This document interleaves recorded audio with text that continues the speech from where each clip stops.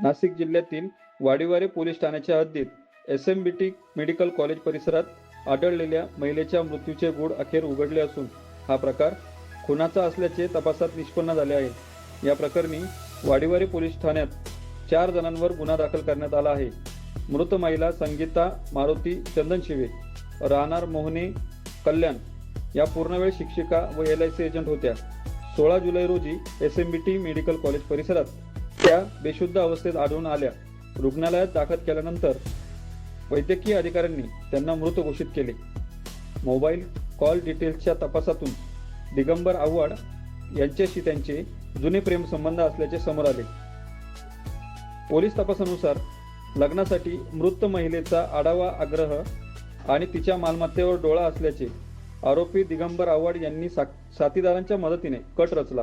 लग्नाच्या बहाण्याने तिला नाशिकला आणून SMBT मेडिकल कॉलेज जवळील मोकळ्या पार्किंगमध्ये वाद झाल्यानंतर तिचा गळा व तोंड दाबून खून केल्याची कबुली तपासात समोर आली आहे। या प्रकरणाचा पुढील तपास वाडीवारे पोलीस करत असून आरोपींना अटक करण्यात आली आहे।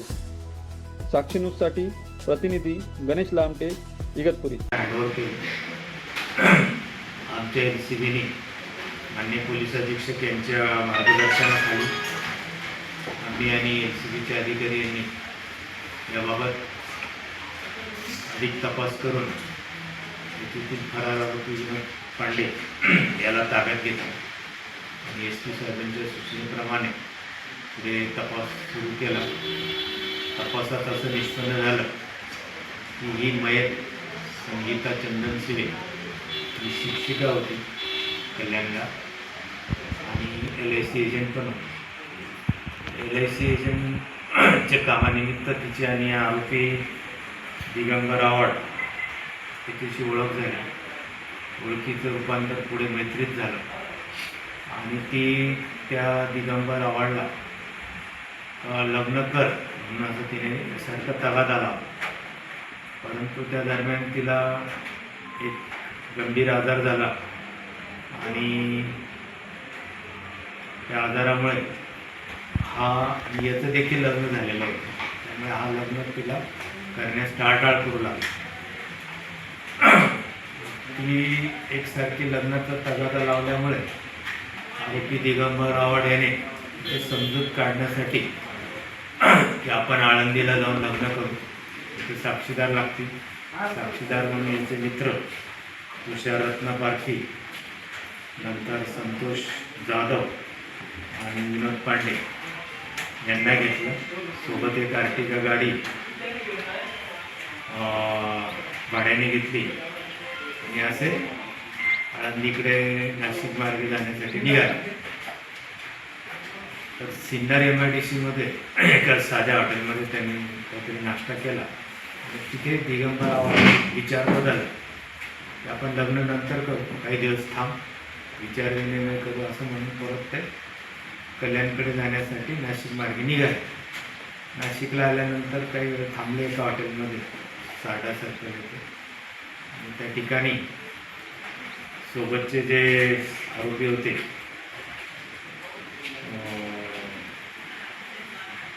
विनोद पांडे आणि संतोष जाधव यांना उतरून दिले आणि तिथून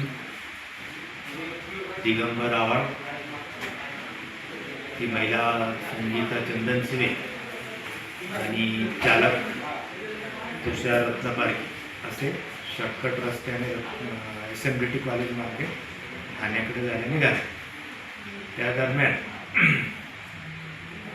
याच्या मनात होतं की आता ही सारखं मागे लागलेली आहे आणि हिचं काहीतरी केलंच पाहिजे फायनल। त्या दृष्टीने त्याने SMBT कॉलेजच्या गाड्यांच्या पार्किंगमध्ये गाडी थांबवली।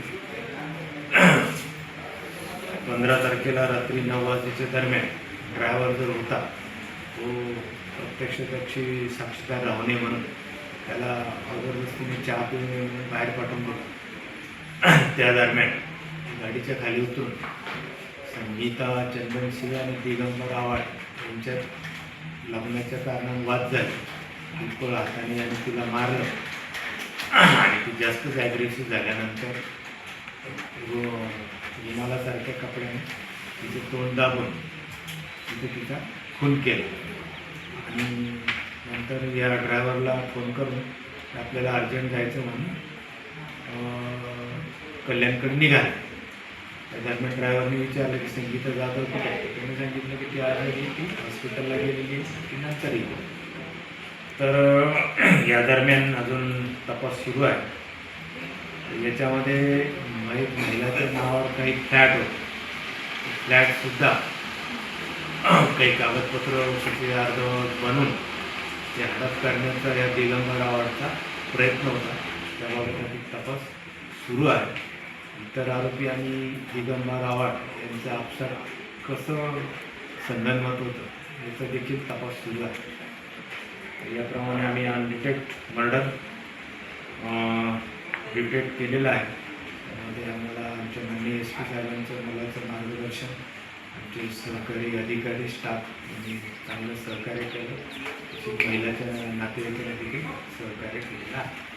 आतापर्यंत किती आरोपींना अटक केली ना, अजून किती आरोपी बाकी आहेत? आतापर्यंत आम्ही एकूण 4 आरोपी अटक केलेले आहेत आणि तपासात भविष्यात निष्पन्न झाली तपास चालू आहे. त्याप्रमाणे आम्ही विविध आरोपी मिळाले ते अटक करणार आहोत.